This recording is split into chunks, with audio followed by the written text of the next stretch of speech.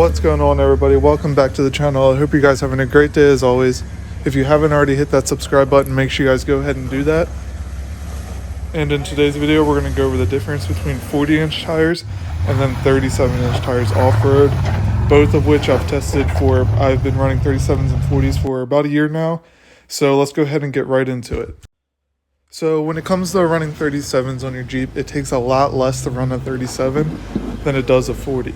For example, you don't have to swap your axles or anything like that. You can just beef up your factory axles and you're pretty much good to go.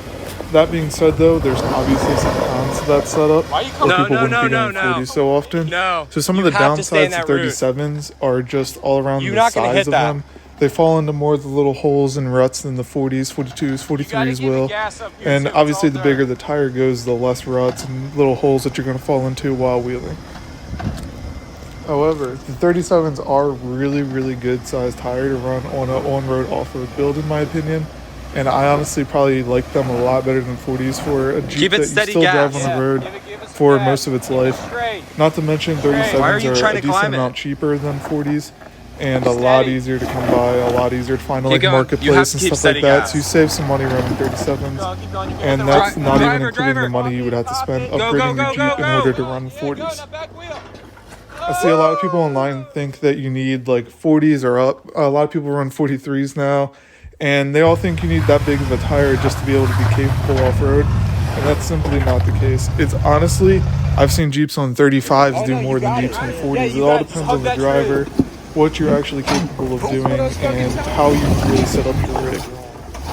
All of these clips that you're watching now are when my Jeep was on 37s. They're 37 1250 R17 Ironman mud trains, and they were pretty cheap 37 at that, so they're not even like the best you can get. They're not extremely nice, but the Jeep performed very well on the 37s. Now, when you go up in tire size, you obviously gain a little more clearance, which is also a really good thing. All right, slow the fuck down getting now. Bigger tires, but you also don't want to go too high and raise your center of gravity if you're going to be rock crawling or anything like that. Now, depending on what model Jeep you have, it depends on what you're going to have to do to like reliably run 37s or reliably run 40s. But in my case, I have a Sport, so it has the Dana 30 front, Dana 44 rear. So in order to reliably run 37s on the Dana 30, which I understand a lot of people say you can't do, but the Dana 30s deserve a little bit more respect than what they're given online. They hold up pretty well as long as you keep in mind that you have a Dana 30. They're obviously no one-ton axle, but at the end of the day, if you keep in mind you have a Dana 30, wheel it appropriately, it will last you for a little while. In my opinion, I would do chromoly shafts. The ring and pinion is really your weak point in a Dana 30. So you can truss it and everything like that to prevent the housing from bending, but your weak point is still going to be the ring and pinion gears. So now that we've gone over what it takes to run a 37-inch tire, pros and cons to a 37-inch tire, let's go ahead and put in some clips of me wheeling with the 40-inch tire, and we'll go over the pros and cons of 40s and how much it costs to run them and everything like that. So this is obviously the current state of my Jeep. It's running a 40 1350 R17 Nitto Trail Grappler, and I actually really do like this setup. However, on a Jeep that is mostly street driven, to be completely honest, I probably go wheeling once or twice a month just because of how far I have to drive to go wheeling, and I don't really have the time to do all that with running a business and everything. I think 37s are a much better size to like drive on the street and daily drive and everything, but the 40s do look a lot better in my opinion if I had to choose one like looks wise. But we all know looks don't really matter, it's more about capability off-road. So some things I really like about the 40s is the height that it's set my Jeep at with the 4-inch lift. The Terraflex 4-inch lift paired with the 40s has put it at a pretty good height to have enough clearance to get around most obstacles. And especially if you have tire placement correct and everything like that, it's at a really good clearance level, but it's also not too high. And the 40s are also a big enough tire not to fall down into like little ruts when you're off-roading or holes between two rocks and stuff like that. They're a really good size for just like kind of going over all the little tiny stuff, but you're still at a pretty good clearance level. Now, 40s are going to be a lot more expensive to run on your Jeep. With Rubicons, I do see people running 40s on their Rubicon axles. Now they do beef them up a little bit, so that would be the Dana 44 front and rear with the lockers and everything like that. I see a lot of people add chromoly shafts, RCV shafts, upgraded ball joints, trusses, sleeves, gussets, all that kind of stuff to run 40s. In my case, what I did was I bought a Curry Rock Jock 44 front, and then I also bought the Curry Rock Jock 60 rear. That just gave me a little bit more strength in the axles. They're still not 1-ton axles, but they're a little bit stronger, and I can reliably run 40s for the kind of wheeling that I'm doing. This Jeep isn't going to be out there doing like insane red rock crawling trails.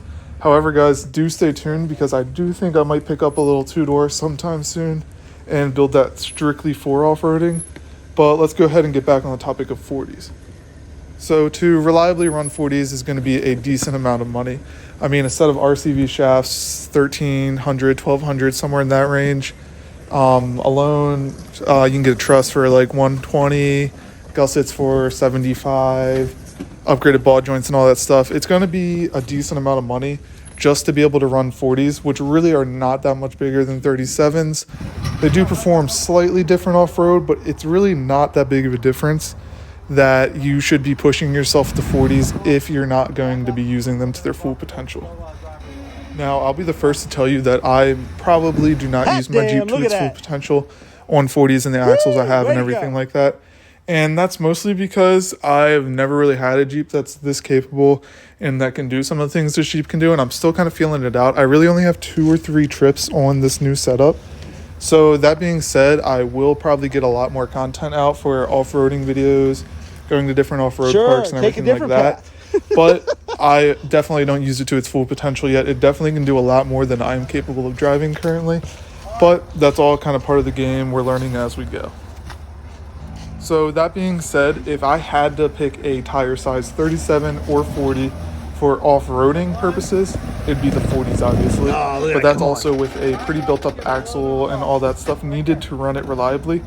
Now, if I had to pick a tire size for on-road use most of the time and maybe like weekends off-road, it would definitely be a 37. I think that's like the perfect tire size for like on-road, off-road use and mostly on-road. 37s look really good. They perform really good off-road, and they don't take a crazy amount of like effort and money, parts, and all that stuff to build up your axles in order to run them. And I also will be making a video like this in the future of 35s versus 37s because my Grand Cherokee that I've been making videos about, once it gets its long arm kit, 6-inch lift and everything like that, I'll be putting it on more than likely 35-inch tires just because I'll be able to reliably run those on that setup, and the Jeep will be not as like off-road oriented as my Wrangler is.